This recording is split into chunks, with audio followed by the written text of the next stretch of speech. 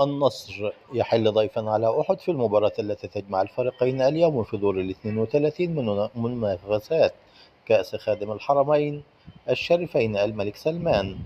يقود النصر في مباراة اليوم الدون كريستيانو رونالدو بجانب ساديو ماني وعبد الرحمن الغريب وأوتافيو بروزوفيتش من أجل قيادة هجوم النصر لتحقيق الفوز وانتزاع بطاقة التأهل إلى الدور المقبل في كأس خادم الحرمين الشريفين.